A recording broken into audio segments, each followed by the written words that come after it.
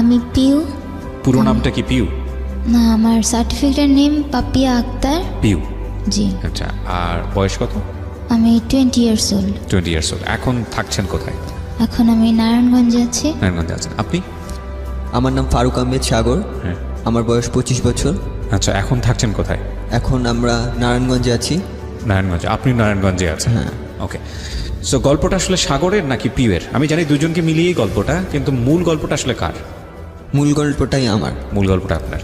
ঠিক আছে, তাহলে আমরা আপনাকে ফ্লোর দিব, আপনার ওখান থেকে শুরু করি, একেবারে ছোটোবেলা থেকে বা যেখান থেকে আপনি বলতে চান। আমার যখন জন্ম হয়, আমার 3 দিন পরে আমাকে একটা অনাথ আশ্রমে দিয়ে আসে একজন নার্স।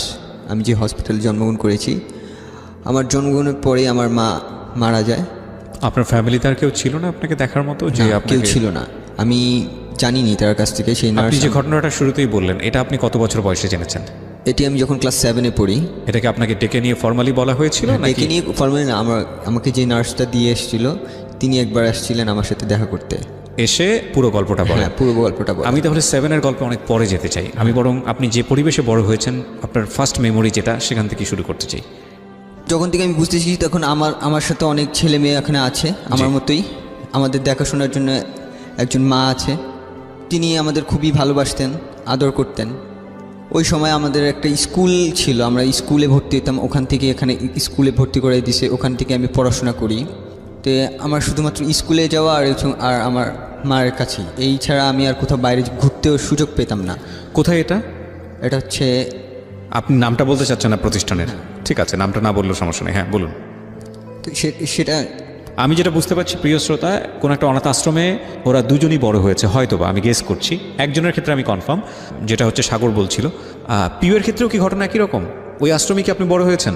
আচ্ছা, তার মানে এরা দুজনই কোনো একটা আশ্রমে বড় হয়েছে। আমরা এই অনুষ্ঠানের স্বার্থে এবং একই সাথে তাদের মান সম্মানের স্বার্থে আমরা সেই আশ্রমের নামটা এখানে মেনশন করছি না, আমরা ঘটনাটা তুলে ধরতে চাই।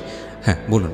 আমার স্কুল আর আমার আম্মু ছাড়া আমি কিছুই বুঝতাম না, যে কোথাও চলতে পারতাম না একা একা। স্কুলটা কি আশ্রমের ভিতরেই? না, আশ্রমের ভিতরে না, সেটা ছিল হচ্ছে মিরপুরে। মিরপুরে বাইরে? বাইরে ছিল, মানে 8-10 জনের মতোই স্কুলটা? 8-10। তো ওখানে গিয়ে কি একটু বুঝতে পারতেন যে আপনারা এবং বাকি যে ছেলেমেয়েরা আসে বাইরে থেকে, তাদের জীবনযাপন একটু আলাদা? না, ছোটবেলায় তখনও বুঝতেন না, কিছুই বুঝতাম না। কোন ক্লাসের গল্প এটা? এটা হচ্ছে আমি যখন কেজিতে পড়ি। কেজিতে? মানে একেবারেই না বোঝার বয়স? হ্যাঁ, কেজিতে পড়ি, তখন আমার আম্মু ছাড়া আমি কিছুই বুঝতাম না। তো আমি বাইরে কারোর সাথে কথাও বলতে পারতাম না ঠিক মতো। আর দেখা যেত আমি পড়াশোনা অনেক বেশি কাঁচা ছিলাম, তো আমি ঠিকমতো পড়াশোনা করতাম না। তো আমাকে দেখা যেত প্রায় সময় অনেকক্ষণ ধরে স্কুলে রেখে দিত, আর আমার আম্মু অনেকক্ষণ ধরে ওয়েট করতো আমার জন্য। তো এক পর্যায়ে আমার এরকম করে আমি বেড়ে উঠি। তো আম্মু আমাকে অনেকবার বুঝিয়েছে যে এখান থেকে তোমাকে একসময় বের হইতে হবে, এটাই তোমার একেবারে পার্মানেন্ট জায়গা না, তোমার এখান থেকে বের হতে হবে। তো তোমার এর জন্য তোমার পড়াশোনা করা খুবই বেশি জরুরি। তো তখন খালি দুষ্টুমি বুঝতাম, ছোট তো, পড়াশোনায় মনোযোগ ছিল না। তারপরে উনি ক্লাস 5 পর্যন্ত আমাকে দেখাশোনা করে, তারপর ওনার ক্যান্সার হয়।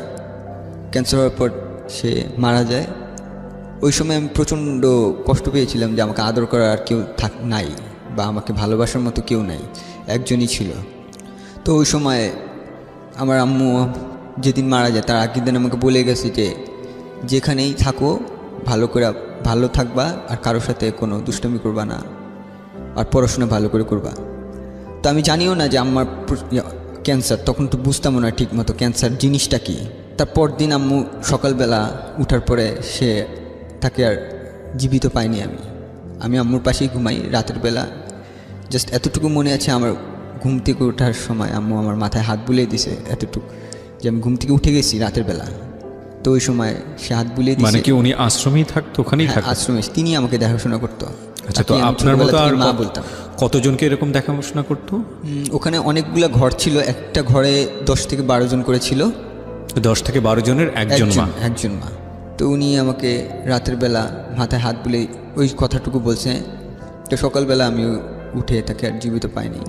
তো আমি প্রচণ্ড কান্না করেছিলাম ওই সময়। আমার আম্মুর শেষ কথা ছিল যে তুমি পড়াশোনা করো। ওই সময় আমি বুঝতামও না কোনো কিছু। তারপরও আম্মুর শেষ কথা অনুযায়ী আমি 5-এ খুব খারাপ স্টুডেন্ট ছিলাম। তো আস্তে আস্তে আমি নিজেও পড়াশোনা করতাম। আমি আমার বন্ধুদের, আমার ম্যাডামদের সাহায্য নিলাম। যখন জানতে পারছে যে আমার মা মারা গেছে, তখন ম্যাডামরা আমাকে এক্সট্রা কেয়ার দেওয়া শুরু করলো। তো ওভাবে ম্যাডামদের ভালোবাসা, বন্ধুদের ভালোবাসা আমি আস্তে আস্তে পড়াশোনা করি। তো পড়াশোনা করতে করতে আমার অসুস্থ হয়ে যায়। আমি 3 মাস ঠিকমতো, আম্মু থাকতো, খাওয়াতো ঠিকমতো, আম্মু নাই, এখন খাওয়ার অনিয়ম হয়ে গেছে, আমি অসুস্থ হয়ে যাই। আমি 3 মাস পুরো বেড রেস্ট, কোনো কিছু করতে পারি না। তো 3 মাস বেড রেস্টের সময় আমার যেদিন সুস্থ হওয়ার পরে প্রথম যেদিন বের হয়েছি, তখন আশ্রমের ভিতরে অনেকে খেলাধুলা করতেছিল।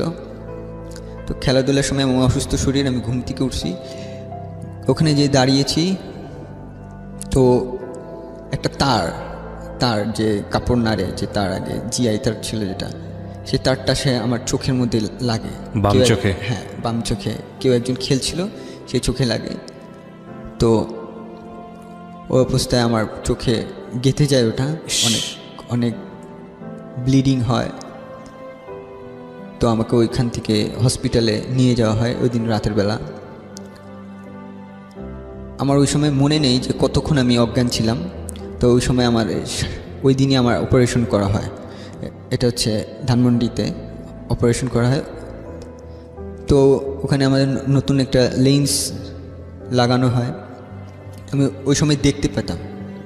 আমার ওষুধ কন্টিনিউ করতে বলতো, ওষুধ কন্টিনিউ করতাম। আমি এমনিতে 3 মাস অসুস্থ হয়ে গেলাম, আমি আরও 6 মাস বেড রেস্ট। আমার পড়াশোনার হলো না ওই বছর, আমাকে আর পড়াশোনা করার জন্য বললো না, আমি স্কুলে যেতে পারি না, পুরো 1 বছর আমি বেড রেস্ট।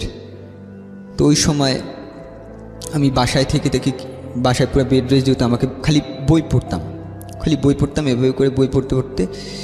তো পরের যখন আমার চোখ একটু দেখতে পাই, ওই অবস্থায় আমার চশমা দিল, চশমা পরে আমি চলতেছি ঠিকমতো, কমফোর্টেবল না, আমি ঠিকমতো দেখতে পারছি না 2 চোখে। আমি জানালাম ভিতরে যে আমার এই চোখে ভালো করে দেখা যাচ্ছে না, 2 চোখে আমি ঝাপসা দেখতেছি।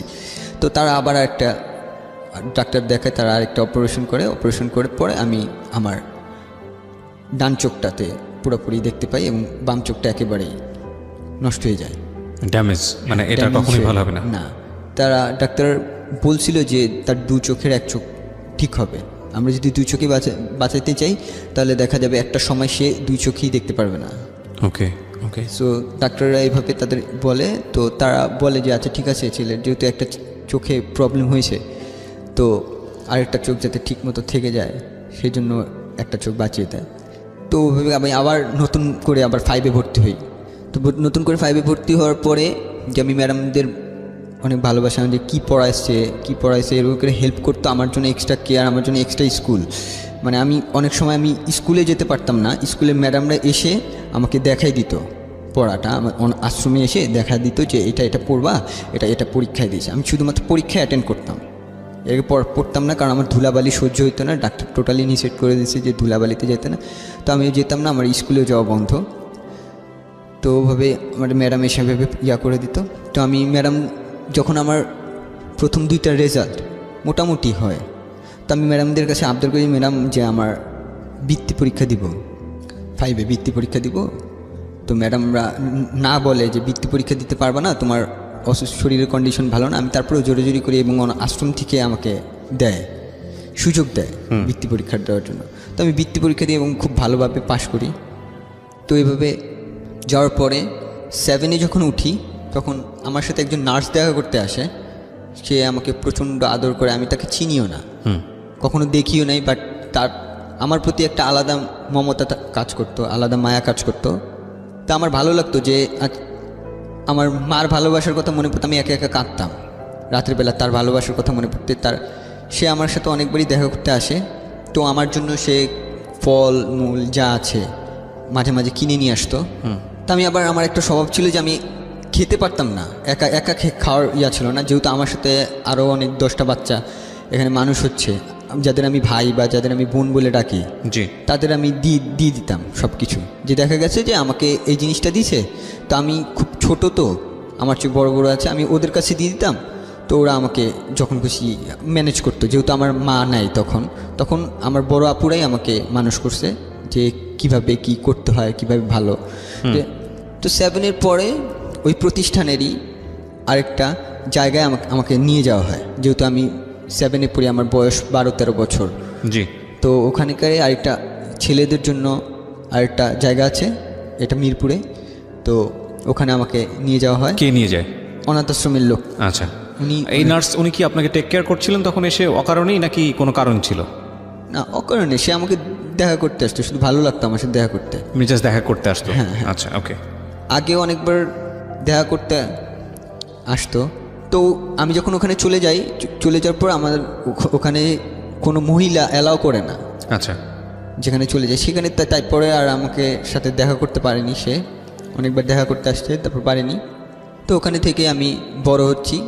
ওখানে খেলাধুলা হোস্টেলের মতো ছিল ওটা, যে সব ছেলেরা খাবার দাবার। আমরা কি করতাম যে ওই হোস্টেলে থাকাকালীন আমার নিজেদের রান্না নিজেরাই করতাম।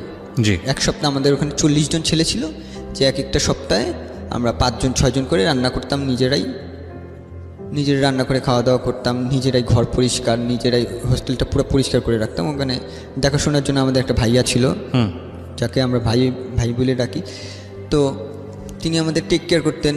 তারপরে নার্স আমার সাথে দেখা করতো, আমাকে খুব স্নেহ করতো, খুব আদর করতো।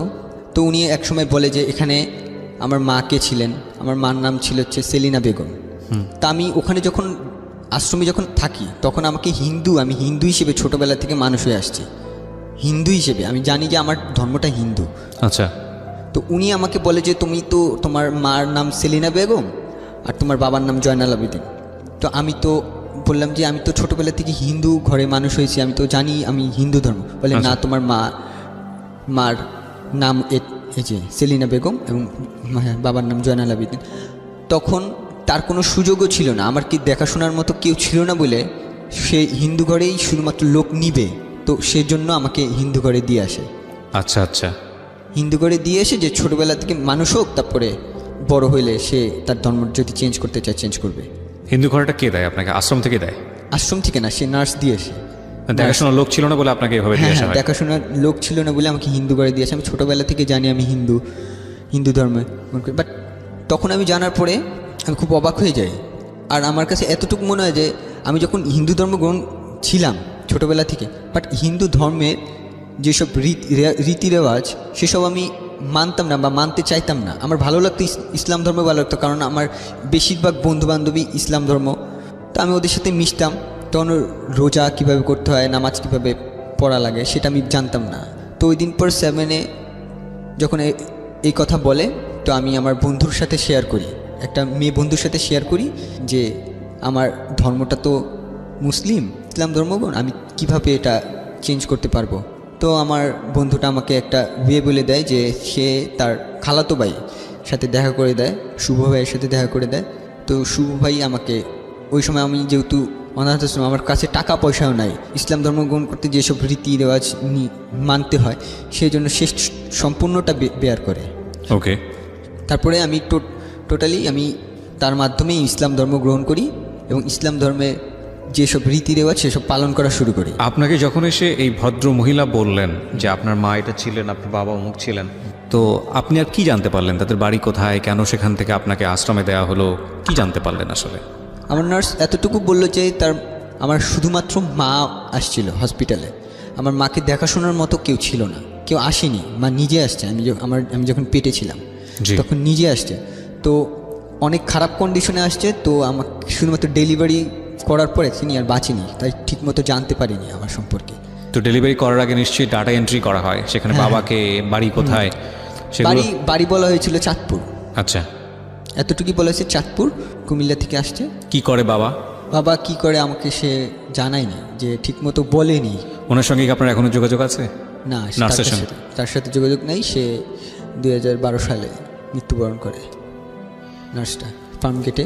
আমরা কতটা ব্লেসড, মানে সৃষ্টিকর্তার থেকে, যে উই হ্যাভ এ ফ্যামিলি, আমাদের পরিচয় আছে, আমাদের কোনো কিছু হলে আমরা শেয়ার করতে পারি। আজকে যে দুজন এখানে আছে তাদের বড় হওয়াটা অন্যরকম একটা পরিবারে, যেখানে অনাথ ছেলেমেয়েরা গিয়ে বড় হয়। সো যারা শুনছেন তারা একটু মনোযোগ দিয়ে শুনবেন যে আসলে কষ্টের জায়গাটা আসলে কোথায়, শিক্ষণীয় জায়গাটা আসলে কোথায়। এটা কি আপনাকে ব্যথিত করতো ওই সময়টাতে, যে আপনার জন্মটা কেন?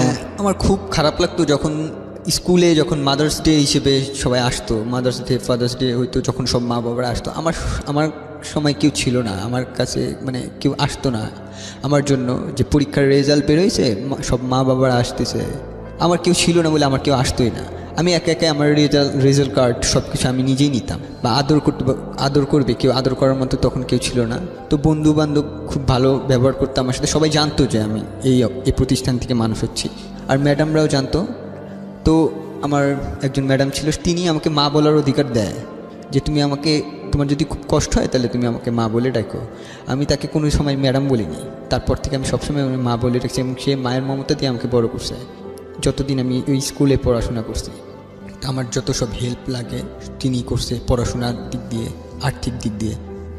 তো আমার যখন ফ্রেন্ডের মাধ্যমে আমি ইসলাম ধর্ম গ্রহণ করি, তো ওখানে আমি তখনও জানাইনি, আর প্রতিষ্ঠানে তখনও জানাইনি যে আমি ইসলাম ধর্ম গ্রহণ করেছি।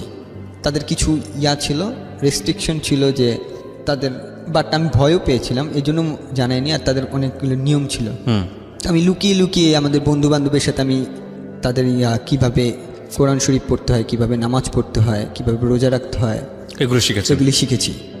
আমি লুকিয়ে লুকিয়ে নামাজ পড়তাম তখন, যে বাসার উপরে আমি যতদিন ছিলাম হোস্টেলে, সবাই দেখা গেছে যে মসজিদে নামাজ পড়তেছে, কয়েকজন ফ্রেন্ড আমাকে নিয়ে যাইতো, যখন নিয়ে যেয়ে আমরা বাইরে যেয়ে নামাজ পড়তাম, আমি নামাজ পড়তাম।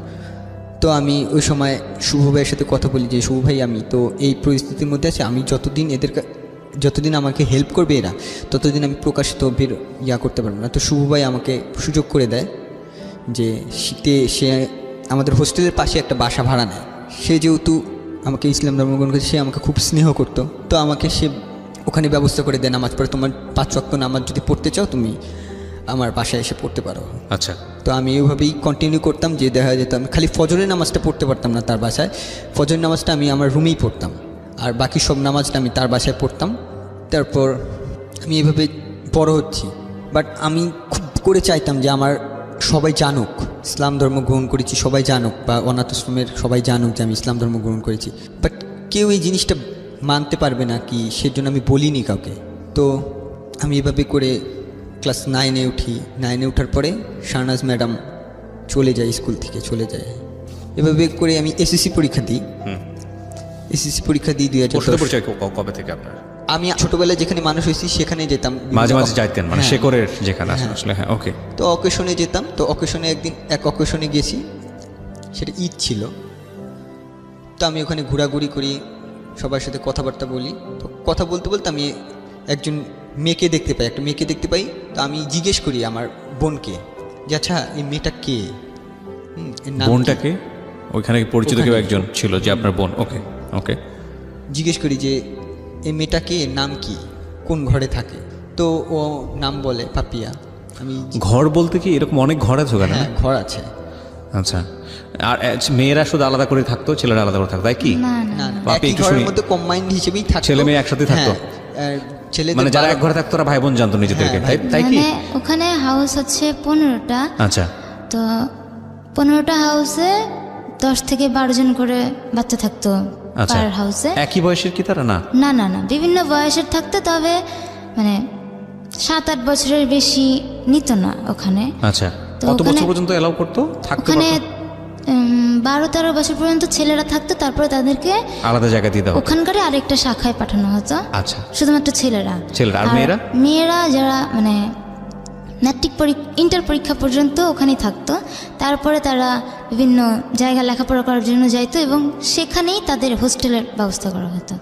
তারাও ওখানে থাকতে পারতো না, কারণ মানে আমরা চলে যাচ্ছি, নতুন আসবে, সেই কারণে ওখান থেকে আমাদেরও চলে যেতে হতো। তো মা কি থেকে যেতেন নাকি মা বদল হতেন? না, মা বদল হতেন একটা নির্দিষ্ট টাইম পর, যেমন তার বয়স হয়ে গেছে বা সে অসুস্থ হয়ে গেছে, তার পক্ষে সম্ভব না, তখন বদল হতেন। এছাড়া মা মানে কন্টিনিউয়াসলি থেকে যেতেন, মা নতুন নতুন বাচ্চা পেতেন, তাদেরকে সন্তানের মতো লালন করতেন। ঈদ যে কোনো অকেশনে সে বাসায় যেত না, আমাদের সাথে তাকে ঈদ করতে হবে। এই মারা সাধারণত কারা? এরা কারা? ওনারা মানে ফ্যামিলিতে মনে করেন কোনো সমস্যা হলে হাজব্যান্ডের সাথে অনেকের ছাড়াছাড়ি হয়ে যায়। আচ্ছা আচ্ছা। অনেক রকম সমস্যা থাকে ফ্যামিলির, মানে ফ্যামিলি থেকে বঞ্চিত, বিভিন্ন জায়গা থেকে বঞ্চিত, নিজের লাইফ নিজেকে কন্টিনিউ করতে হবে। ফ্যামিলি আছে কিন্তু তার নিজের লাইফ নিজেকে কন্টিনিউ। সে বিবাহিত, অবশ্যই বিবাহিত, কিন্তু তার নিজের লাইফ নিজেকে কন্টিনিউ করতে হবে, সে আর বিয়ে করবে না বা অনেক রকম সমস্যা থাকে। হাজব্যান্ডের সাথে ডিভোর্স হয়ে গেছে বা হচ্ছে কখনো বাচ্চা হবে না তার, তো এই যে হাজব্যান্ড এই ছেড়ে ধরনের চলে গেছে, মহিলারা ওখানে job এরকম করতে সমস্যার উপায় কারণে নেই, নিরুপায়, হ্যাঁ, এই নিরুপায়। ধরনের ওনারা যান এবং কিছু কন্ডিশন মেনে নিয়ে তারা মা সাজেন, তাই তো? জি। আমার আসলে এত ইন ডিটেল কখনো জানা হয়নি। প্রথম কথা হচ্ছে, যারা অনাথ আশ্রম দেন, যারা কাজ করেন, তারা নিশ্চয়ই এই বাচ্চাগুলোর ভবিষ্যৎ কীভাবে ভালো হবে সেটা ভেবেই কাজটা করেন, এবং এখানেও একটা সিস্টেম মেনটেন করতে হয়। সুতরাং সেই জায়গা থেকে অবশ্যই তারা সম্মান পাওয়ার যোগ্য। যুগের পর যুগ ধরে তারা এই কাজটা করে যাচ্ছেন, নইলে এই বাচ্চাগুলোর কী হতো, তাই না? কিন্তু আমরা যেহেতু একটা পরিবারে বড় হই, আমি তো একটা পরিবারে বড় হয়েছি, তুমি করেই বলি তোমাদের দুজনকে, তোমরা যেহেতু পরিবারটা পাওনি, সুতরাং এই পরিবারের জায়গাটা থেকে একটা কষ্ট হচ্ছে তোমাদের দুজনের জন্য। এটা আমার অনেক লিসনারের হচ্ছে, যেটা হয়তো তোমরা বুঝতে পারতেছো না আসলে, কারণ পরিবারের টেস্টটা হয়তো তোমরা কখনোই পাও নাই। পেয়েছো কি? আমার তো মনে হয় পাওনি। তোমার ক্ষেত্রে কী হচ্ছে পিউ? তুমি কবে এসছো? আমি আসছি 6 বছর বয়সে। তার মানে তুমি একটা ফ্যামিলিতে ছিলা? তোমার না, না, না। তাহলে আমি আমার খুব ছোটবেলায়, আমার বয়স যখন 4 তখন আমার মা মারা যায়। তো আমি আঙ্কেল বলে ডাকতাম একজনকে, তো উনি আমাকে তার বাসায় রাখে। বাবা কোথায় ছিল? আমার বাবা মারা গেছে আগে। তোমার বয়স তখন 4 যখন মা মারা যায়। হ্যাঁ। ফ্যামিলির আদার মেম্বাররা, তোমার ভাই বোনেরা কেউ ছিল না? সবাই গ্রামে থাকতো। তোমার মা তোমাকে নিয়ে শহরে থাকতো? আমি ছোটবেলায় আমার নানির কাছে ছিলাম। আচ্ছা। তারপর নানির কাছ থেকে আমি আমার মার কাছে আসি। মা কোথায় থাকতো? আমার মা থাকতো ফরিদপুরে। ফরিদপুরে কোথায় থাকতো? মানে কার কাছে থাকতো? আমার মা ফরিদপুরে, আমি ঠিক জানি না, এখনো পর্যন্ত কোনো খোঁজ খবর পাইনি। তুমি আমার মার কাছে থাকতে আগত তুমি জানো না? আমি ঠিক বুঝলাম না। মানে তুমি এমন কিছু কি আছে যেটা গোপন করতে চাচ্ছ? এরকম না, কিছু? না, না, আমি এটা জানতে পারছি অনেক পরে। না, তুমি তোমার মার কাছে যখন ছিলে তখন তোমার মা কি করতো? মা ফরিদপুরে কি করতো? কার কাছে থাকতো? আমি বুঝাই বলি বিষয়টা। হ্যাঁ। আমি যখন অনাথ আশ্রমে আসলাম, তো তখনও আমি একটু বোকা টোকা টাইপের মানুষ। আমি সবার সাথে অনাথ আশ্রমে আসার আগে তো একটা ঘটনা আছে। আসার আগেরটা আমি নিজেও ঠিকভাবে জানি না। কত বছর বয়সে আসো তুমি? আমি 6 বছর বয়সে আসছি। 6 বছর আসলে তো তোমার নিশ্চয়ই সেন্স থাকার কথা, তুমি কোথা থেকে কোথায় আসতেছো। না, আমার একটা সমস্যা আছে, আমি ঠিক মনে রাখতে পারি না। তো আমি যখন আসার পরে আমি বছরের শেষের দিকে আসি, কোন একটা ইয়ারে নভেম্বর মাসে আসি। তো পরের বছরে আমি ক্লাস 2তে ভর্তি হই। একটু থামাচ্ছি তোমাকে। 6 বছরের বয়সে তুমি যখন আসো, তার আগে তুমি কার কাছে ছিলে? আঙ্কেলের কাছে ছিলাম। আমার শুধু এইটুকুই মনে ছিল। কোন এক আঙ্কেলের কাছে? জি। আমি আসার আগে আমার এইটুকুই মনে ছিল যে আমি আঙ্কেলের কাছে আছি। আমি ওনাকে আব্বু বলতাম। পরে জানতে পারছি যে উনি আমার বাবা না। পরে তুমি জানতে পেরেছো? জি। সেটা অনাথ আশ্রমে থাকার কতদিন পরে? আমি যখন ম্যাট্রিক পরীক্ষা দিব তখন জানতে পারছো? তখন জানতে পারছি। তো তার আগে তো তোমার মা ডাকের একটা অভ্যাস হয়ে গেছে 6 বছরের আগে, নাকি কাউকে মা ডাকোনি? না, কাউকে মা ডাকিনি। আমি আমার আম্মু 6 বছর আগের মেমোরিটা কি তোমার? কি মেমোরি? শুধু এই আঙ্কেলের কাছে আছো এতটুকু মেমোরি, নাকি আর কিছু নাই মাথায়? না, আর কিছুই আমার মাথায় না, আমার কিছু মনেও নেই। Very interesting. তো কি ঘটনা কি ছিল তোমার ফ্যামিলির আসলে? আমি যখন ক্লাস 10-এ পড়ি, তখন আমার নানি আমার সাথে দেখা করতে আসে। ওনার বয়স 103 ছিল, খুবই বয়স্ক ছিল। উনি একটা লোককে নিয়ে আসছিল। তো তখন আমার নানি জানায় যে আমি আমার নানির কাছে ছিলাম। আমার মা খুব অসুস্থ ছিল। তারপর আমার মা আমাকে নিয়ে যায়। বেশি দিন রাখতে পারেনি, আমার আম্মু অসুস্থ থাকার কারণে মারা যায়। তো আমাকে একটা স্কুলে ভর্তি করে দিয়েছিল আমার আম্মু। তো স্কুলের হোস্টেলে রাখতো, ওখান থেকে কিছু সুযোগ সুবিধা দিত। আর্থিক অবস্থা ভালো ছিল না, যার কারণে আমার আম্মু হোস্টেলে থাকতাম আমি।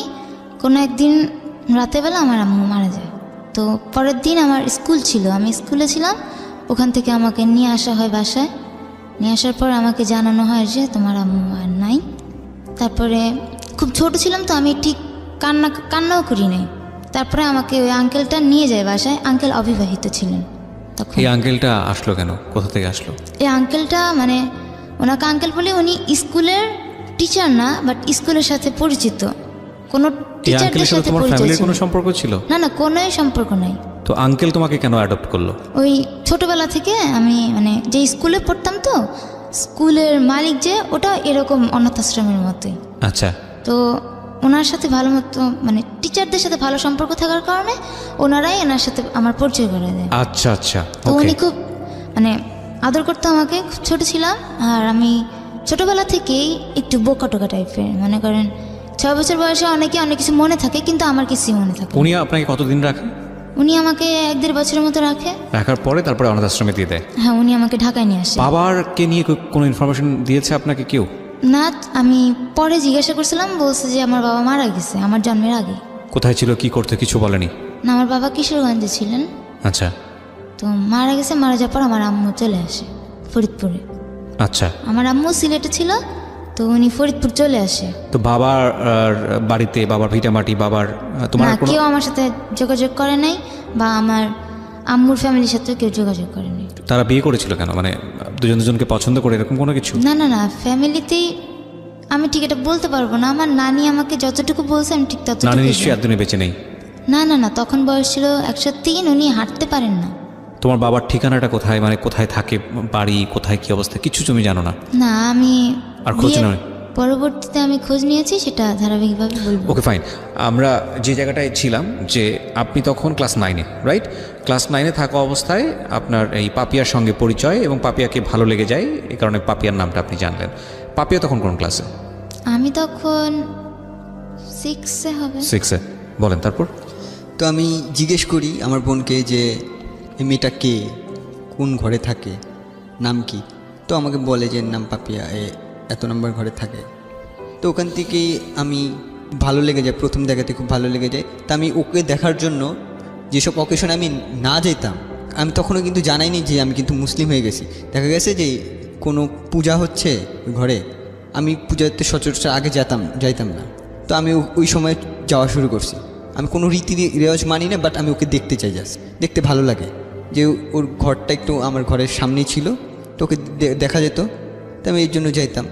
তো এরকম করে কতদিন পার আমি ওকে বলিও নি সাহস করে যে তোমার নাম কি। আমি নিজে জিজ্ঞেস করিনি যে তোমার নাম কি, কোন ক্লাসে পড়ো, কিছুই জিজ্ঞেস করিনি। কারণ ও দেখতাম যে ওর আচার আচরণ, যে আমি জিজ্ঞেস করছি আমার বোনকে ওর আচার আচরণ কীরকম, বা ও কীরকমভাবে মানুষের সাথে মিশে। তো বলে ও কোন ছেলের সাথেই কথা বলে না। তা আমি ওর যাইনি, যে আচ্ছা ঠিক আছে, ও কোনো ছেলের সাথে কথা বলে না যেহেতু, আমি আর যাবো না ওর কাছে। তো আমি ওভাবে করেই খালি দেখতে আসতাম। তো আমার এসএসসি পরীক্ষা শুরু হয়ে গেছে। এসএসসি পরীক্ষার সময় তো আমাকে দোয়া নিতে হয়, আমি আবার যাই ওখানে। তো তখন কিছু একটা পার্টি হচ্ছিল, যে দেখা যাচ্ছে মাসের শেষে কিছু ভালো খাবার দাবার সব বাসা থেকে একসাথে নিয়ে কিছু পার্টি। ও পার্টিতে আমি যাই, যেহেতু আমাদের পরীক্ষার 2 মাস বাকি আছে। তো সব ঘরে দোয়া নিতে যাই। আমি ওর বাসায়ও যাই। ওর বাসায় আমি অনেকক্ষণ থাকি। তো প্রথম ওর কাছে জিজ্ঞেস করি তোমার নাম কি। ও আমাকে জাস্ট বলে পাপিয়া। তো তারপরে আর ওর আমার সাথে কথা বলে না, চলে যায়। তো আমি এসএসসি পরীক্ষা দিলাম। এসএসসি পরীক্ষা দেওয়ার পরে আমার যেহেতু কেউ না, আমাকে নিজের ডিসিশন নিজেই নিতে হবে। ওখান থেকে বলে দিছে যে তুমি তোমার নিজের ডিসিশন নিবা, যেহেতু তুমি এসএসসি পরীক্ষা দিছো, তুমি কোথায় ভর্তি হবা, কিসে পড়বা, কোন বিষয় নিয়ে পড়বা, সব নিজেই বলবা। তো আমি নিজেই ডিসিশন নিলাম। তো দেখা গেছে যে আমার এতটুকু মনে হলো, যেহেতু আমি এতিম, আমাকে নিজে বড় কাজ করে খাইতে হবে। তো আমি যদি জেনারেল লাইনে পড়ি, তাহলে আমার পড়ার সময়টা অনেক বেশি হয়ে যায়। আমি যদি কারিগরি লাইনে পড়ি, তাহলে আমি অল্পতে কোনো পড়াশোনা শেষ করে আমি কাজ করতে পারবো। তো আমি কারিগরি লাইনে চলে যাই। আমি নরসিংদীতে ভর্তি হই। নরসিংদীতে ভর্তি হওয়ার পর টোটালি আমি ওখান থেকে তো প্রথম সেমিস্টার ক্লাস করি নেই। আমি ঢাকায় চলে আসতাম। ঢাকায় চলে এসে স্কুলে, ও যে আমার পাপিয়া যে স্কুলে পড়তো, সেই স্কুলে আসতাম ওকে দেখার জন্য। প্রথম সেমিস্টারটা এভাবেই গেল। প্রথম সেমিস্টার খুব খারাপ হয়ে যায়, আমার রেজাল্ট সবচেয়ে লো রেজাল্ট হয়। তো এরপর থেকে আমাকে ওখান থেকে বের করে দিবে, যে আমার রেজাল্টটা খুব খারাপ ছিল বলে বের করে দিবে। পড়াশোনা করো না তুমি, ঢাকা থেকে লাভ কি, ইঞ্জিনিয়ারিং কোর্স, পড়াশোনা না করলে চলবে না, এবং অনেক করে বকাঝকা করে। তো আমি আর যাইতে পারি না ওকে দেখার জন্য। তো পরে সেকেন্ড সেমিস্টার থেকে আমি, ওরই এক বন্ধু ছিল, ছেলে বন্ধু, যে আমাকে ভাইয়া বলে ডাকতো, তার সাথে আমার কথা হয়। ঠিক আছে, ফেসবুকে নক করি, যে সবার কথাই জিজ্ঞেস করি। আমি ইনডাইরেক্টলিভাবে ওর কথা জিজ্ঞেস করি সবসময়, যে তোদের ব্যাচের কে সবচেয়ে ভালো স্টুডেন্ট। সবাই বলে যে পাপিয়া ভালো স্টুডেন্ট। আমি বলছি তুই পাপিয়ার মতো পড়াশোনা করিস না কিছু, যে পাপিয়াকে দেখছি যে তোর চেয়ে একটু বোকাশোকা আছে, সহজ সরল, ও কিছু বুঝে না, তুই তো চালাক আছিস, তুই ঠিক মতো পড়াশোনা কর। এভাবে করে আমি প্রত্যেক দিন খোঁজ খবর নিতাম। তো ওখানে পড়াশোনা করতেছি। ওর পাপিয়ার এসএসসি পরীক্ষা তখন শেষ হয়ে যায়। ও তখন ভিতরেই অনাথ আশ্রমে যে কিছু বাচ্চারে পড়াশোনা করায়। তো পড়াশোনা করে পড়ে, যেহেতু কোনো টিচার রাখেনি বাচ্চাদের পড়াশোনার জন্য, যেহেতু ওকে দিয়ে পড়াচ্ছে, তো ওখান থেকে কিছু টাকা পায়। তো ওখান থেকে ও মোবাইল মোবাইল কিনে এবং সিম কিনে। তো আমি তখন জানতামও না যে ও মোবাইল সিম কিনছে। তখন একদিন ফেসবুকে কথা বলতে বলতে জিজ্ঞেস করলাম ওর বন্ধুকে যে কী রে তোর পাপিয়ার সাথে কথা হয় কি না। তো বলে হ্যাঁ কথা হয় তো মোবাইলে। আমি ওর মোবাইল নাম্বারটা আছে? হ্যাঁ আছে। আমি তুই দিতে পারবি? তো অনেক বারণ করে যে না এটা দেওয়া যাবে না, এই সমস্যা আছে সেই সমস্যা দেখায়। আমি তারপর অনেক ম্যানেজ করে নাম্বারটা নেই পাপিয়ার। তো পাপিয়ার নাম্বার আমি নেওয়ার পরে আমি ওকে ফোন দিতে পারছি না, ভয় পাচ্ছি যে ও আমার ফোনটা ধরবে কি না, বা ধরলে বলে দিবে। কারণ ওখানে একটা নিয়ম ছিল যে ভিতরে কোনো ছেলে বা মেয়ে কখনো রিলেশন করতে পারবে না। তুমি বাইরে রিলেশন করো তাতে প্রবলেম নাই তাদের, বাট ভিতরে কোনো মেয়ে বা ছেলে রিলেশন করতে পারবে না। সেই জন্য আমি ওকে ভয় পাইতাম যে ওকে কীরকম আমি প্রথম কথা বলবো ওর সাথে, ও যদি পরে ভিতরে বলে দেয়, যারা দেখাশোনা করে তাই বলে দেয়, তাহলে তো আমার প্রবলেম হয়ে যাবে আমাকে। তো এখনও ওখান থেকে হেল্প করছে। তো প্রবলেম আমি ফোন দিই না, অনেক দিন ধরে নাম্বার রেখে দিয়েছি। তো একদিন কিছু না ভেবে ফোন দিলাম, আননোন নাম্বারে ফোন দিলাম। এভাবে কিছুক্ষণ কথা বললাম, ও দেখে আমার সাথে খুব ভালোভাবে কথা বললো। তারপর আমি আবার বন্ধ করে দিয়ে দিলাম। নিজেকেই বুঝলাম যে না এটা ঠিক না, এটা মনে হয় আমি ভুল করছি। ঠিক না কেন বলছেন? মানে আপনাদের এই যেহেতু নিয়ম আছে, আশ্রমের ভিতরে নিয়ম আছে যে ছেলে মেয়েদের মধ্যে কখনো কোনো সম্পর্ক হতে পারবে না, না সে আমি আপনাদেরকে আগে থেকে বলা হয়? হ্যাঁ, আমি আগে থেকেই বলা থাকে যে কোনো সবাই সবার ভাই বোন। হ্যাঁ, সবাই সবার ভাই বোন, কেউ রিলেশন করতে পারবে না। তো পরিচয় দিতে চাইতাম না, আননোন নাম্বারে কথা বলতাম। দেখি প্রথম কথা বলার পর ও সামান্য অল্প কিছু কথা বলে, বাট ভালো মিশুক। তা আস্তে আস্তে এভাবে কথা বলি, আননোন নাম্বারে কথা বলি। এরকম করে 3 মাস চলে যায় যে আমি আননোন নাম্বারে কথা বলতেছি। তো একদিন ও দেখা করতে চায়, ও যেহেতু কলেজে ভর্তি হয়েছে, তো এখন একা একা চলাফেরা করতে হবে। ও বলছে যে আচ্ছা ঠিক আছে, আমার কলেজ আছে, কলেজ শেষে আপনি দেখা করতে পারবেন কি না। মানে 6-এ পরিচয় হলো ওর, কিন্তু কলেজ পর্যন্ত এটা কন্টিনিউ হয়েছে এই আননোন নাম্বারে কথা বলা, অন অ্যান্ড অফ লম্বা সময় ধরে। তার মানে আপনার দিক থেকে ভালো লাগার ব্যাপারটা তো অনেক আগে থেকেই ছিল, কিন্তু ওর জায়গাটা থেকেও ভালো লাগাটা কি ততদিনে কি প্রেম পর্যায়ে চলে গেছে নাকি জাস্ট? ও আমাকে কখনোই আমাকে দেখার আগ পর্যন্ত ভালোবাসেনি। আচ্ছা ঠিক আছে, জাস্ট আননোন নাম্বারে কথা বলতো।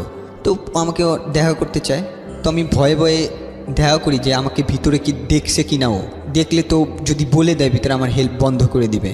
তো দেখা যায় যে আমরা দেখা করি ওর কলেজ শেষে।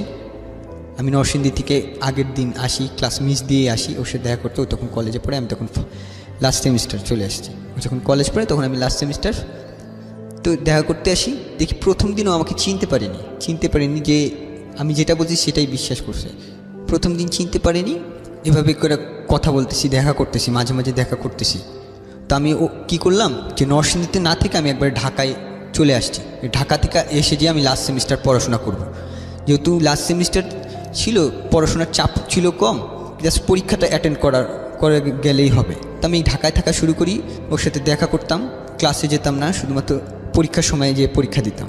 পরীক্ষা দিয়ে পাশ করলাম, বেকার বসে আছি। বেকার বসার পর 3 মাস আমি বেকার বসেছিলাম, চাকরির জন্য অ্যাপ্লাই করতেছি। আর ওর সাথে আননোন নাম্বারে কথা তো বলতাম, এখন তো দেখা হয়ে গেছে। যেহেতু আমি তখন আমার নামটা পর্যন্ত বলিনি কী নাম, আমি আরেকটা নাম বলেছিলাম। তো ওই নামে ও চিনত। তো একদিন দেখা করার সময় ভিতরে, অনাথ আশ্রমের ভিতরে একটা মেয়ে দেখে ফেলে আমাদের। তো দেখে যাওয়ার পর ওকে বলে যে আচ্ছা তুই এই ছেলের সাথে মিশলি কিসের জন্য? ছেলে কি হয় তোর? কি হয় মানে আমার? বলে যে না এমনি আমার বন্ধু। বলে ও যে ভিতরে তুই জানিস না? আমি বললাম যে না। ও বলে যে না আমি তো জানি না, আমি কখনো দেখিইনি, কারণ বাসা থেকে খুব কম বের হতো, দেখেইনি। তো যখন জানতে পারলো, ওই প্রথম আমাকে জানতে পারলো যে আমি অনাথ আশ্রমে থাকি, মানে ওই একই অনাথ আশ্রমে থাকি। তো আমাকে জিজ্ঞেস করলো ওই দিন রাতের বেলা ফোন দিয়ে, আচ্ছা তুমি কি এই অনাথ আশ্রমে ছিলা? আমি যখন দেখছি না ঠিক আছে, যখন জেনে ফেলছে তখন আমি আর মিথ্যা বলিনি। আমি বলছি হ্যাঁ আমি এখানে ছিলাম। ততদিনে কি মানে দুজনের মধ্যে সম্পর্কটা কি ভালোবাসার সম্পর্ক দাঁড়িয়ে গেছে? আমি শুধু ভালোবাসতাম, ও তখনও ভালোবাসে। আচ্ছা, তখনই আমার সাথে জাস্ট বন্ধুত্ব সম্পর্ক। তো আমাকে জিজ্ঞেস করলো তো যে অনাথ আশ্রমে কি? আমি বললাম হ্যাঁ আমি অনাথ আশ্রম। তো তখন কি করলো যে কথা বলাটা প্রায় ছেড়েই দিবে এই অবস্থা। যে ঠিক আছে, যেহেতু এত প্রবলেম দেখে ফেলছে যে তুমি আমাকে আগে বলো না, তুমি আমার সাথে মিথ্যা কথা বলছো, ছেড়ে দিবি। তো আমি আর ডিস্টার্ব করতাম না, মাঝে মাঝে ফোন দিতাম, দেখতাম যে ফোন রিং ওঠে না। যে এরকম করে 1 মাস আমি ফোন দিই, বাট ও কখনো উঠে না। 1 মাস পরে যখন আমি ফোন দিই, প্রথম আমার চাকরি হয়েছে। ওই দিন চাকরি প্রথম হয়েছে যে আমি একটা জব পেয়েছি অল্প স্যালারিতেই। তো ওই দিন আমি ওকে জাস্ট সুখবরটা জানানোর জন্য, ওর সাথে কথা বলার জন্য না, বা ওকে করার জন্য না, জাস্ট জানানোর জন্য যে এতদিন ধরে আমি কথা বলতেছি তোমার সাথে, আমার একটা ভালো মুহূর্ত যাতে তুমি জানো। আমি ভালো মুহূর্ত জানানোর মতো কেউ তো নাই তুমি ছাড়া, আমি তোমার সাথে খুব ভালোভাবে মিশছি। তো এভাবে জানাইছি, ও খুব খুশি হয়ে যায় যে আমি চাইছিলাম যে তুমি একটা ভালো খবর দাও আমাকে। তো ওই সময় ও যার কাছে ছিল ওখানকার একটা বড় আপুর সাথে ওর একটু ঝামেলা হয়। তো কথা মনোমালিন্য হওয়ার পরে যাকে ও মা বলতো, তো তার সাথে একটু খারাপ আচরণ হয়ে যায়। তো নানাভাবে ওকে টর্চার করতো। ওকে তো শারীরিক টর্চার করার মতো ছিল না, শারীরিক টর্চার করা যেত না, তো ওকে মানসিকভাবে নানা রকম টর্চার। ওখানে একদম নিষেধ আছে শারীরিক টর্চার করা? শারীরিক টর্চার নিষেধ নাই, ওর কন্ডিশনটাই এরকম যে ওকে যদি একটা আঘাত করে যে সে আঘাতের দাগ অনেক দিন থাকবে এবং অনেক অসুস্থ হয়ে যায়। সেজন্য ওকে ছোটোবেলা থেকে যেহেতু ওকে মানুষ করছে, তো সেহেতু সে শারীরিক টর্চারটা করতো না, মানসিক টর্চার করতো। যেমন হচ্ছে মনে করো প্রচুর পরিশ্রম করাচ্ছে, যেই কাজটা ওর দ্বারা হবে না সেই কাজটা করাচ্ছে, ও করছেও, কিন্তু কখনো না বলেনি ও করছে। বাট ওকে ঠিকমতো খাবার দিচ্ছে না বলতে যে ওর যেসব খেলে ওর অ্যালার্জি হয়, যেসব খেলে খেতে পারে না, সেই সব জিনিস ওকে বেশি করে দিচ্ছে। যে আবার কখনো দেখা গেছে যে 9টার সময় খাবার খাওয়ার সময়, যে 9টার সময় আসছে, এসে শুনে যে খাবার শেষ হয়ে গেছে। তো এভাবে আমাকে বলতো যে এই কথাগুলো। তখন ওই 1 মাস পরে যখন আমি অফিস চাকরি পেলাম, তখন বলা হলো। তো আমি বললাম আচ্ছা ঠিক আছে, যেহেতু তোমার এই প্রবলেম হচ্ছে তুমি আমার সাথে আসো, আমি তো এখানেই থাকি, একসাথেই থাকি, তুমি আমার সাথে বন্ধুত্ব সম্পর্কে রাখো। তো জাস্ট বন্ধুত্ব হিসেবে আমার সাথে দেখা করতে আসো। আমি যেহেতু ওকে খাবার কষ্ট হচ্ছে, তা আমি তখন টিউশনি করা শুরু করছি এবং চাকরিও করি, টিউশনি করি। তো টিউশনির টাকা পাওয়ার পরে আমরা দুজন দুপুরবেলা লাঞ্চ করতাম, একসাথেই লাঞ্চ করতাম। যে আমার লাঞ্চ ব্রেক দিত, অফিসে ছুটি দিত, লাঞ্চ ব্রেক করতাম। আমার অফিসটা ওর কলেজটা একসাথেই ছিল, যেহেতু কাছাকাছি ছিল। তো আমি যেতাম, যে আমরা লাঞ্চ করতাম। ও আমাকে বলতো যে আমি জানি যে এটার পরে আমি পরবর্তী তার খাবার আদৌ কি পাবো কি না সেটা জানি না। তো আমি করতাম প্রত্যেক দিন দুপুরবেলা লাঞ্চ করতাম আমরা দুইজন একসাথে। তো ও একটা পর্যায়ে 3 মাস সময় লাগছে আমাকে, এতদিন পরে আমার এই এক মাস পরে যখন কথা বলছি, তারপরেও আর 3 মাস সময় লাগছে আমাকে ভালোবাসতে। তো একদিন আমাকে বলে যে আমি তোমাকে ভালোবাসি, বাট এটা তো কেউ মানবে না, কিভাবে কি করবো আমরা দুজন। তো আমি তখন বলি যে আচ্ছা ঠিক আছে, মানবে কি মানবে না তখন দেখা যাবে পরে। তুমি একটা কাজ করো, আমার সাথে এরপর যখন দেখা করতে আসবা তখন মাস্ক পরে আসবা যাতে আমাদের কেউ না চিনতে পারে। তো ও যখন আমার সাথে দেখা করতে আসতো তখন ও মাস্ক পরতো, আমিও মাস্ক পরতাম। তারপরেও একদিন যেখানে প্রজেক্ট ডাইরেক্টর যিনি ছিল, তিনি একদিন বের হওয়ার পর সে দেখে ফেলছে, আমাদের দুজনকে একসাথে দেখে ফেলছে। সে তখন কিছু বলে নাই। সে কোথায় বসতেন আপনারা? আমরা কখনো কখনো বসতাম যে কোনো পার্কে, অনাথ আশ্রমের আশেপাশে। অনাথ আশ্রমের পিছনে একটা মাঠ ছিল, আচ্ছা। সেই মাঠে কখনো বসতাম, আর কখনো যেতাম দূরে। একদিন এরকম করে রিক্সায় যেতে গিয়ে দেখে ফেলছে, তখন ওকে জানানো হয় না, কিছুই জানে না, ও নর্মালি বাসায়। তখন দেখছি যে এমনিতে তো টর্চার হতো, মানসিক টর্চার, ওই সময় টর্চারটা আরও বেশি মাত্রায় বেড়ে যায় ওর প্রতি। ও আমাকে বলে আজকে আসার পর দেখছি যে আমার সাথে টর্চারের মাত্রাটা মনে হয় অনেক বেশি। যেমন দেখা গেছে যে আমার আলমারি যেখানে কাপড় চাপড় রাখতাম, সেই কাপড় চাপড় মেলো উল্টাপাল্টা। তারপর দেখি যে বাসায় এসে আমি আসছি খাবার খেতে, যে খাবার খাবার নিয়ে বিরক্ত করছে, পরিশ্রমের কাজ করছে, ওর রুমটা এলোমেলো করে রাখছে, গুছাইলে রুমকে আলাদা রুম দেওয়া হতো প্রত্যেককে? মানে একটা রুমে 4 জন করে থাকতো, কোনো রুমে 3 জন। তো আমি যে রুমে থাকতাম, যাকে আম্মু বলতাম, উনি খুব ভালো মতো জানতো যে সবকিছু কি আম্মুই করে না? টেক কেয়ার করা, শাসন করা সবকিছু মা করে নাকি তার উপরে কেউ এসে? হ্যাঁ, তার উপরে আছে, উনিই করে, ওনাকে গাইডলাইন দেয়, ওনাকে বলে দেয় যে এরকম ঝামেলা করা হচ্ছে, যাবে না, এটা এভাবে করবেন। আচ্ছা। বাট উনি সবকিছু করে, ওনার সাথে আমাদের কানেকশনটা বেশি। আচ্ছা। তো উনি খুব ভালো মতো জানতো যে আমি আমার রুমটায় নোংরা পছন্দ করি না, আমার কাপড় চোপড় মানে আলাদা করে রাখি আমি সবসময়। সবার সাথে এক বালতিতে কাপড় ধুইতেও আমি চাই না, মানে খুব নোংরা কাপড়, আমি সেখানে কাপড় ধুই না, অপেক্ষা করবো, একদিন অপেক্ষা করবো, তারপর আমি এখানে ধুবো না। তো উনি কী করতো, আমার কাপড় চোপড় নিয়ে ওই সবার সাথে নোংরা কাপড়ের সাথে চোপা দিত। আমি এসব পছন্দ করতাম না, কিন্তু আমি কখনো মুখেও বলতাম না যে এই কাজটা কেন করলাম। মনে মনে ভাবি যে এটা বলবো, সামনে গিয়ে আর বলতে পারি না, মানসিক যন্ত্রণা হতো। হ্যাঁ, আমার নিজের উপর রাগ হতো, আমি বিভিন্ন রকম মানে রিজার্ভটা নিজেই কন্ট্রোল করার জন্য বিভিন্ন রকম কাজ করতাম। মানে খাবার নিয়ে আমার খাবার নিয়ে বেশি একটু সমস্যা হইতো। যেমন উনি জানতো যে আমি এই টাইমে খাবো এবং বিশেষ টাইমে আমি যদি ভারী খাবার না খাই আমি অসুস্থ হয়ে যাই, দেখা যায় হাঁটতে হাঁটতে পড়ে গেলাম। আমি কিন্তু সুস্থ, কোনো অসুখও হয় নাই, বাট হাঁটতে হাঁটতে আমি পড়ে যাব, 1-1.5 ঘন্টার মতো মনে করেন আমার কোনো জ্ঞান আসবে না, তারপরে আবার জ্ঞান আসবে কিন্তু আমি উইক হয়ে যাব, ঠিকমতো হাঁটতে পারতেছি না। আবার খাবারটা খাইলে একটু রেস্ট নেওয়ার পর আমি আবার ঠিক হয়ে যাই। তো উনি ওই রকম কাজ করতো, মানসিক পেইন দিত আর কি। হ্যাঁ। ওকে, হ্যাঁ, তারপর কি হলো?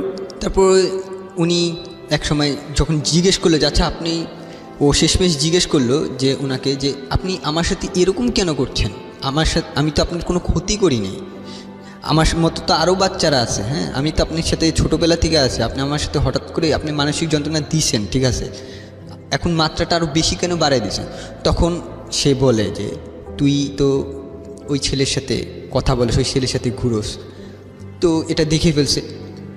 তারপর থেকে ও যে কারো কাছে যাবে, সবার কাছে গেলে বলতে গেলে যে আচ্ছা আমাকে এই মানসিক যন্ত্রণা দিচ্ছে, তো তারা সবাই এক কথা বলে তোর দোষের কারণে হয়েছে, তুই ওই ছেলের সাথে রিলেশন করছিস এর জন্য, কেন মিশতে গেলি বা কেন কথা বলতে গেলি বা কেন মিশতে গেলি, ও কারো কাছে সাহায্য জন্য ও পুরো একা হয়ে গেছে, পুরো একা হয়ে গেছে।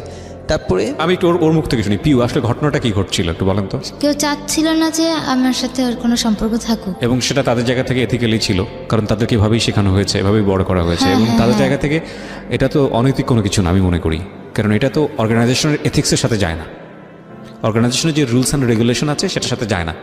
এখন আপনাদের দুজনকে ভালো লেগে গেছে, ভালো লাগার ক্ষেত্রে তো ভালো লাগা কোনো নিয়ম মানে না, আইন মানে না, এটাও সত্য, তাই না? আমরা দুটো বিষয়কেই একটু সমানভাবে দেখার চেষ্টা করব। হ্যাঁ বলেন।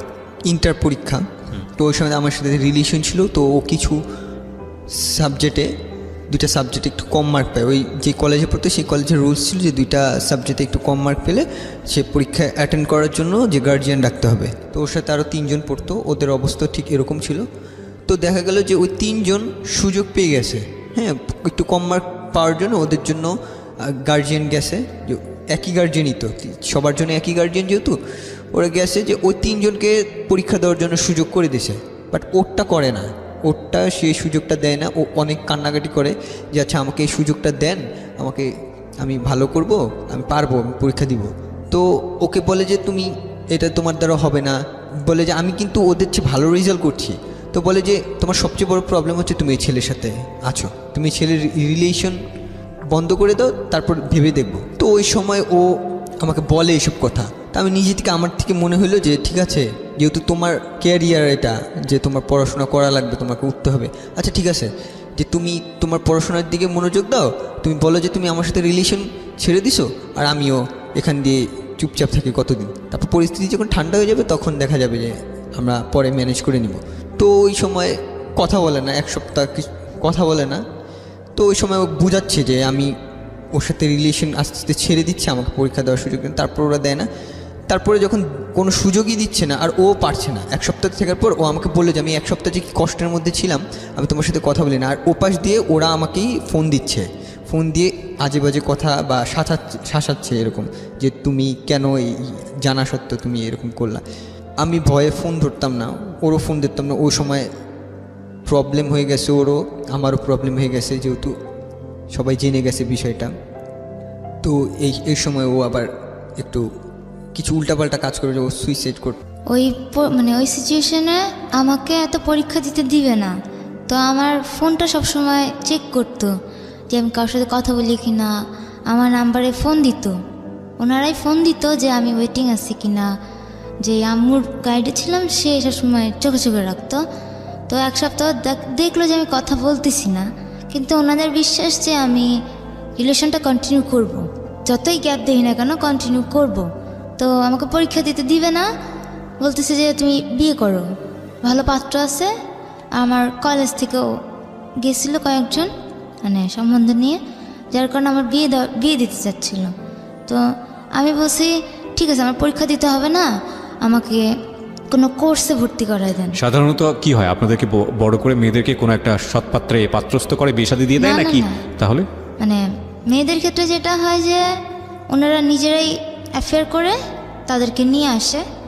কিন্তু এই আশ্রমের কোনো ছেলে হওয়া যাবে না? না, আশ্রমের ছেলে হওয়া যাবে না, কিন্তু যে কোনো অ্যাফেয়ার করতে পারে, কোনো সমস্যা নেই। আচ্ছা, কিন্তু আশ্রমের হওয়া যাবে না। Okay fine. তারপর?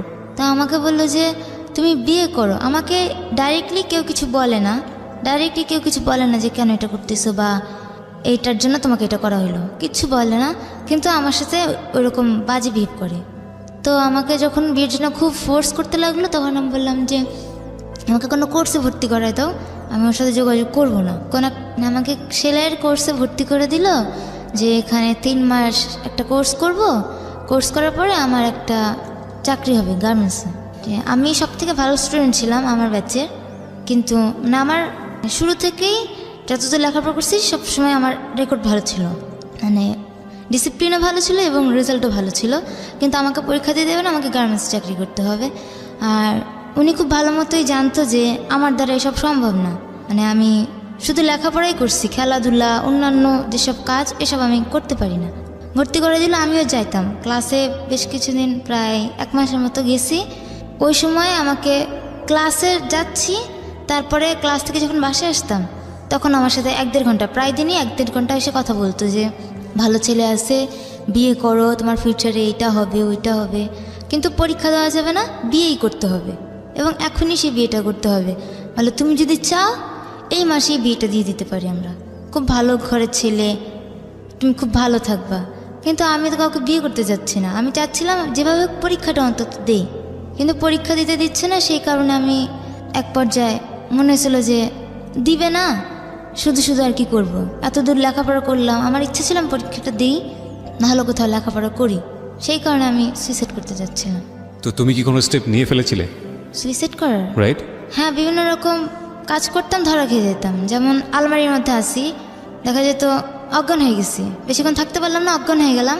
পরে ওই যে আম্মু আছে নজর রাখতো, মানে তার একটু গ্যাপের চান্সটাই আমি নিতাম, সে আবার আসতো, তখন আলমারির ভিতর থাকলে তোমার মনে হতো তুমি সুইসাইড মারা যাবে এখানে? না, আমি কিছুক্ষণ পরে অজ্ঞান হয়ে যেতাম ওখানে। তো অজ্ঞান হয়ে গেলে ওখান থেকে তোমাকে যদি কেউ উদ্ধার না করে তাহলে তুমি ওখানে মারা যাবে, এরকম বিষয়? আমার মনে হতো যে আমার আর কি নিতে, আর কি স্টেপ নিতে? তারপরে আমি দোতলা বাসা, তো দোতলার যে সিঁড়িটা ওখান থেকে লাফ দিলে মানে মুখে হাত পার অনেক ক্ষতি হবে, মানে খুব খারাপ অবস্থা হয়ে যাবে, মানে বিভৎস চিন্তাগুলো আসতো নিজের মধ্যে। ওকে, বুঝতে পারছি। ওখান থেকে লাভ দিব। এবং তোমার যে স্ট্যামিনাটা, মেন্টাল যে স্ট্যামিনাটা, সেটাও অনেকটা দুর্বল। এটা তোমার বেড়ে ওঠার কারণেই হয়েছে সামহাও। এটা তারা বুঝতো, যে কারণে তারা খুব একটা শারীরিক চাপ দিতে পারতো না, যেটা মনে হয়েছে কথা শুনে। ওকে, সো সুইসাইডের প্রসঙ্গে ছিলাম আমরা। সাগর, তারপর? ও সুইসাইড করতে গেল, যে আমার সাথে এত প্রবলেমের পরে ও সুইসাইড করার পদক্ষেপ নিল। সুইসাইড করার আগে আমাকে ফোন দেয় যে আমি তো এই কাজ করে ফেলবো। আমি অনেক কষ্ট পাই, আমি 1 সপ্তাহ ওর সাথে কথা বলিনি। আমি তারপরও ওর বাসার পিছনে, তখন বৃষ্টি পড়ছিল, বাসার পিছনে আমি প্রায় 3 ঘন্টা ধরে দাঁড়িয়ে আছি যে তুমি কিছু করো না, আমি আসি, আমি তোমার সাথে থাকবো, যেমন করেই হোক, যেভাবে হোক, আমি তোমার সাথে রিলেশন কন্টিনিউ করবো, তুমি কিছু করো না, তুমি কিছু করলে আমিও কিছু করে ফেলবো। তো অনেক চেষ্টার পর ও থামলো, আমার সাথে রাতের বেলা কথা বললো। আমি তখন বললাম যে আচ্ছা ঠিক আছে, তোমার যেহেতু তোমার পরীক্ষা দিবে না, তোমাকে ঠিকমতো বের হতে দিচ্ছে না ওখান থেকে, যে তুমি একদিন কষ্ট করে তুমি একটু পালিয়ে বের হও, দেখা করো আমার সাথে। তো ও কোনোভাবে ম্যানেজ করে দেখা করতো। তো আমি তখন ওকে বলি যে আচ্ছা ঠিক আছে, শুনো, তোমার জামা কাপড়গুলা তুমি বের করে নিয়ে আসতে পারবো কোনোভাবে? যে ও আমাকে বলে যে কীভাবে বের করে যায়। আমরা 2 জন মিলে তখন বললাম যে আচ্ছা ঠিক আছে, তুমি অল্প করে তুমি যেই ইয়াতে নিয়ে যায়, তুই কোর্সে ভর্তি করাইছে, সেলাই কোর্সে, আচ্ছা ঠিক আছে, তুমি ওখানে যাওয়ার সময় ব্যাগে করে প্রত্যেক দিন অল্প করে কাপড় নিয়ে আসবা। অল্প করে কাপড় নিয়ে আসতো। ও ফ্রেন্ডের বাসায় থাকতো, কয়েকটা ফ্রেন্ডের বাসায় আলাদা করে রাখতো। মানে প্ল্যানটা হচ্ছে আপনি ওকে বের করে নিয়ে এসে বিয়ে করবেন বা এরকম কিছু একটা? ওকে, এভাবে প্ল্যান করছি। তো ও এভাবেই বের করতো। যখন দেখা গেছে যে ওকে খাবারের কষ্ট দিচ্ছে আর জোর করে, ওরা কিন্তু নজর রাখতো, ওরা কিন্তু প্রায় বুঝে গিয়েছিল, ঠিক আছে, যে ও আমার সাথে রিলেশন এখন খুব ভালোভাবে আছে, কন্টিনিউ করতেছে, ও আমাকে ছাড়বে না। তো কী করলে, আমাকে ফোন দিত। ও যখন ভিতরে থাকতো আমাকে ফোন দিত, ফোন দিয়ে গালিগালাজ করতো, তখন অনেক হুমকি দিত যে এই করব, ওই করব, তোমার ক্যারিয়ার কিভাবে নষ্ট করা যায়, এভাবে করব। তো আমি যে প্রথম চাকরিটা পেয়েছিলাম, সেই চাকরিটার রেফারেন্স কিন্তু তারা দিছিল, তাদের জন্যই আমি ওই চাকরিটা পেয়ে গেছিলাম। তো আমি ভাবলাম যে আচ্ছা ঠিক আছে, আমি ওকে নিয়ে যেহেতু চলে যেতে চাচ্ছি, আমি যদি এখানে থাকি ওরা আমাদের তো ধরে ফেলবে, আর ওরা আমার চাকরিটা নিয়ে এমনও দেখা গেছে যে চাকরি থেকে তাদের যেহেতু চেনাশোনা, তাদের রেফারেন্সে তারা বাদ দিয়েও দিতে পারে। তো আমি কী করলাম যে আমি আরেকটা জায়গায় পরীক্ষা দিচ্ছি, আরেকটা চাকরির জন্য খুঁজছি। কিছুদিন খোঁজার পর আমি একটা চাকরি পেয়ে যাই, সেটা হচ্ছে নারায়ণগঞ্জ, আমি যেখানে এখন আছি সেখানে নারায়ণগঞ্জ আরেকটা প্রতিষ্ঠানে আমি চাকরি পেয়ে যাই। তো ওখানে আমি বাসাটা শিফট করে নিয়েছি। আমার বাসা বলতে তখন ছিল হচ্ছে মাত্র বেড আর হচ্ছে সামান্য কিছু জামা কাপড়, এই তো ওর জামা কাপড়ও বের করে নিয়ে আসে। তারপরে একদিন সময়টা দুপুরবেলায় ছিল, তো আমাকে বলে যে আচ্ছা ঠিক আছে আমি কিন্তু সব কিছু বের করে ফেলছি, এখন আমি কী করব। আমি বললাম যে আচ্ছা আমি অফিসে আছি, আমি কালকে সকালবেলা আসবো ভোরবেলায়, তুমি একটা কাজ করো, তুমি ভোরবেলায় যেহেতু তুমি ইয়াতে যাবে কোর্সে যাবে, যে একটু ভোর দিকে বের হইও। তো পরদিন ভোরবেলায় বের হয়, তো আমি ওকে নিয়ে চলে আসি এদিক দিয়ে। ওর যে নাম্বারটা ছিলাম এই নাম্বারটা বন্ধ করে দিছি, আমি আমার নাম্বারটা বন্ধ করে দিয়ে আমি ওখানে আসি। তো আছি এখন নতুন একটা বাসায় উঠছি, যেহেতু ওখানে চাকরি করছি নতুন বাসায় উঠছি। প্রথমে আমি বিয়ে করি নাই, প্রথমে যেহেতু সাবলেট উঠছি, তো ওখানে আমি যেহেতু 3টা রুম আছে, 3টা রুম কি 2টা রুম আর একটা হচ্ছে হল রুম। তো আমি বাসায় পরিচয় দিলাম যে এটা আমার ওয়াইফ, তো ওভাবেই নিয়ে গেছি।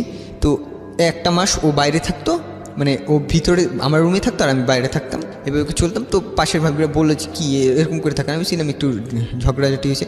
তো পরে মাসে যে বেতনটা পাইছি, আমি প্রথম বেতন পেয়ে আমি ওকে বিয়ে করি। এটা আমার কতগুলো কলিগের সাহায্যে, যে তারা টাকা পয়সা বা এইভাবে করে উকিল বাপ্তাব সেজে বিয়েটা দেয়। বিয়েটা দেয়। কত সালে বিয়েটা হলো? এটা হচ্ছে 2017। ওকে, মানে 2017 কত কোন মাসে? এটা হচ্ছে জুলাই মাসে, বেশ কিছুদিন হলো আর কি। হ্যাঁ, জুলাই মাসের 7 তারিখে আমরা বিয়ে করি। বিয়ে করার পরে আমাদের খবর কিন্তু ওরা জানে না, ওই অনাথ আশ্রমে কেউ জানে না, পালিয়ে এসছে। হ্যাঁ, তো অনাথ আশ্রমে কেউ জানে না। তো আমরা ঠিক মতোই চলছি, ভালো মতোই চলছি, 2 মাস খুব ভালোভাবেই চললাম। একদিন আমি কাজের ক্ষেত্রে নারায়ণগঞ্জে যেহেতু গেছি, কাজের ক্ষেত্রে যাওয়া হয়, তখন ওখান থেকে যে অনাথ আশ্রমে একজন ভাই আছে, সেও আবার নারায়ণগঞ্জে কোথাও জব করতো, সে আমাকে দেখে ফেলছে। এবং দেখে ফেলে সে আমার পিছু নিছে, আমি সেটাও জানি না, আমি তাকে দেখিনি। পরে আমি যে বাসায় থাকতাম, যে অফিসে কাজ করতাম, দেখি কন্টিনিউ সে আমাকে ফলো আপ করতো।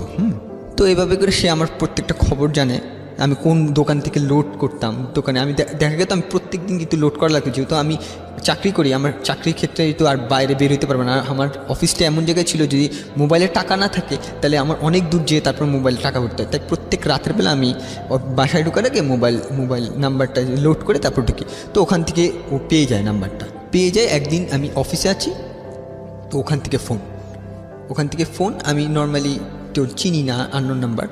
তো ফোন ধরছি, তখন আমার কথা জিজ্ঞেস করে যে তুমি কোথায়। আমি বলছি কে বলছেন, তারপর পরিচয় দেয়। তারপর বলে যে আমি কিন্তু জানি তুমি কোথায় থাকো, কোথায় চাকরি করছো, সব কিছুই জানি, আমাদের কাছে সব কিছু খোঁজখবর আছে, তোমাকে দেখছে এখানে, তোমার বাসা এখানে। যখন দেখি সব কিছু এক্স্যাক্ট বলে দিচ্ছে, তো আমাকে জিজ্ঞেস করছে তোমার কাছে পাপিয়া গেছে কিনা। আমি তখন যেহেতু দেখছি যে সব কিছু এক্স্যাক্ট বলে দিছে, তো আমি বললাম যে হ্যাঁ আমার কাছে চলে আসছে, ধরা খেয়ে গেছি আমি। তো আমি আর মিথ্যা কথা বলিনি, আমি সত্যি কথা বলে দিছি। তো বলছে যে আচ্ছা তোমরা কি বিয়ে করছো? আমি বললাম যে হ্যাঁ বিয়ে করছি। আচ্ছা ঠিক আছে তুমি আসো। এটা কে জিজ্ঞেস করেছে? ওই যে ওখান থেকে আশ্রমের অথরিটি। হ্যাঁ, অথরিটি। ওকে, তো তোমরা কি বিয়ে করছো? আমি বলছি হ্যাঁ আমরা বিয়ে করে ফেলছি। তো বলে যে আচ্ছা ঠিক আছে আসো দেখি, কাবিন নাম্বারটা নিয়ে আসো। তো আমার ভয় লাগছে যে আমি ওকে বলি যে আমি একটু ঘুরে আসি, আমাকে প্রথমে জানাইনি, ঠিক আছে। তো আমি আসি অনাথ আশ্রমে। তো আসার পর আমাকে প্রচণ্ড মারধর করে, যেহেতু আমি করি, অনেক মারধর করা হয়। আমার বাম পায়ে অনেক বড় আঘাত পাই।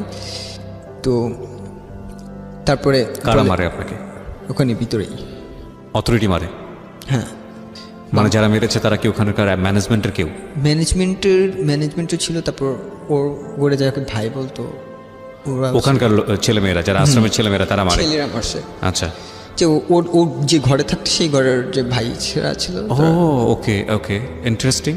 মানে ওরা মনে করতেছে ওর বোনকে নিয়ে গেছে আপনি। আচ্ছা, তারপর অনেক মারে, আমি বাম পায়ে প্রচণ্ড জখম হয়ে খুব খারাপ অবস্থা হয়ে যায়। তো আমি পরে ওকে ফোন দিই যে আচ্ছা আমার তো এই অবস্থা হয়ে আছে, তুমি কাবিন নামাটা নিয়ে আসো, ঠিক আছে। তো ওই সময় জানতে পারি আমাকে পুলিশ কেসও করা শেষ আমার নামে। কেসও করছে, যেদিন ও পালিয়ে আসছে সেদিনই বলে কেস করছে। তো পুলিশ আসলেও আমাকে ভিতরেই আটকে রাখা হয়। তো ও তো নতুন গেছে ওখানে, ও কোথাও বাইরে টাইরে যায় না। তো আমি ওকে বললাম যে ও তো একা আসতে পারবে না, আমাকে দেন, আমি ওকে বলে দিই। আমি ওকে মোবাইলে বলে দিছি যে কীভাবে আসতে হয়। তো ওভাবে ও আমার কথা শুনে আসে কাবিন নামাটা নিয়ে আসে। তো পরবর্তীতে কাবিন নামাটা দেখে যে আসলে বিয়ে হয়ে গেছে। প্রাপ্তবয়স্ক ছিলেন আপনারা? প্রাপ্তবয়স্ক আচ্ছা। যেহেতু তারা আর কিছু করতে পারেনি পুলিশ কিছু করেনি? না। তারপর আমাকে 2বার হাজিরা দেওয়া লাগে কোথায়? পুলিশের কাছে। পুলিশের কাছে কেন হাজিরা দিতে হবে? হাজিরা দিতে হলে তো আপনি হাজিরা দেবেন কোর্টে। পুলিশ কি করে, মানে পুলিশের রোলটা কি ছিল এখানে? পুলিশের দিকে তারা কেস করার পরে যে কেস করেছিল তো আপনি থানায় গিয়ে হাজিরা হ্যাঁ, দিয়েছেন? থানায় আচ্ছা, আচ্ছা। থানায় গিয়ে কি বলেছে ওখানে, কি কি কি করেছে? যে তাদের ধারণা ছিল যে তারা ওখান থেকে বলছে যে আমি মেয়েকে নিয়ে পালিয়ে গেছি। আচ্ছা আচ্ছা, বুঝতে পেরেছি। মেয়েকে নিয়ে পালিয়ে গেছি, এটা হচ্ছে পুলিশ তো অপহরণ কোনো কেস। হ্যারাসমেন্ট করেনি আপনাদের? না। ওকে, ফাইন, ভেরি গুড। হ্যাঁ, যাওয়া হয় কাবিনামাটা দেখায়, তারপর কেস উঠায় না। তারপর ওই দিন আমাদের ছেড়ে কেসটা কারা দেওয়া- উঠায়? ওরা উঠে আনে? ওরা উঠায় নাই, আচ্ছা। তখনও উঠায় নাই। তখন আমাদের ওই দিন ছেড়ে দেওয়া হয়, আমি বাম পায়ে প্রচণ্ড জখম অবস্থায় আমি আসি, বাসায় আসি।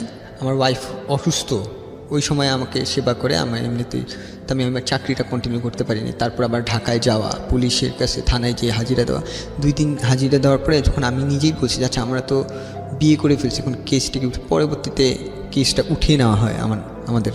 তো ওই মাসে আমার প্রচণ্ড অসুস্থ, আমার পা ভেঙে গেছে, তারপর আমার ওয়াইফ অসুস্থ, আমি অনেক দিন আমার অফিস গ্যাপ হয়ে যায়। তো অফিসে আমি যেই গার্মেন্টস সেক্টরে ইঞ্জিনিয়ার ছিলাম, তো তারা বলে যে আচ্ছা আপনার আর কন্টিনিউ করা লাগবে না জবটা, ছেড়ে দেয়? হ্যাঁ, তারাই বলে যে আচ্ছা পরদিনই সেই রিজাইন লেটারটা নিয়ে যান। তা আমি ওখানেকার যে আমাদের জেনারেল ম্যানেজার ছিল জিএম স্যার, তাকে অনেক রিকোয়েস্ট করি যে স্যার আমাকে শেষে রিজাইন, বাট তারা আমার যে আরেকজন লোক নিয়ে নিছে এরই মধ্যে। তো আমি ভাঙা পা নিয়ে গেছি অফিসে, রিজাইন লেটারটা নিয়ে এসে আমি ওয়াইফকে জানাইনি তখনও যে আমার চাকরিটা নাই আর, কারণ আমার ওয়াইফ তখন অনেক অনেক বেশি অসুস্থ, অনেক অসুস্থ হয়ে পড়ছে, কারণ ভারী কাজ করতে হতো না, আমি কষ্ট করে চলতেছি।